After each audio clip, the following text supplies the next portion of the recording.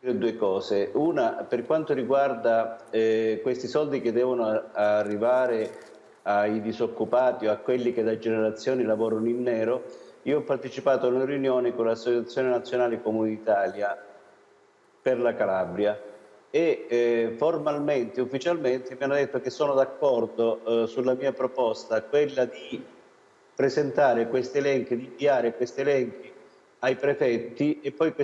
i prefetti li smistano a Polizia, Carabinieri e Guardia di Finanza per controllare questi elenchi, perché c'è il rischio che questi soldi vadano a finire ad evasori totali, vanno a finire a falsi poveri, cioè a gente che non ne ha bisogno, e quindi in questo modo i poveri veri potrebbero avere meno o nulla.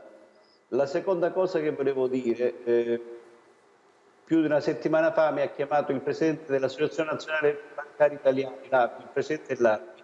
e abbiamo avuto una lunga conversazione telefonica e a un certo punto ho detto al presidente: guardi che questa volta dovete rischiare un po' di più voi banche, perché altrimenti se crolla il sistema imprenditoriale, se crolla il terziario, crollerete anche voi, perché i soldi a chi li darete, a chi li presterete. Quindi la soglia di rischio deve aumentare per le banche, perché altrimenti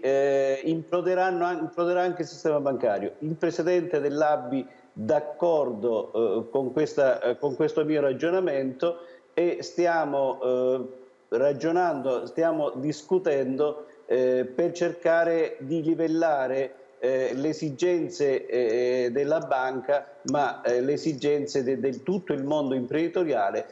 perché questa è una crisi veramente seria che ci porteremo avanti per i prossimi 8-10 anni. Allora, prima parlavamo con la dottoressa Saraceno di bambini, sicuramente i bambini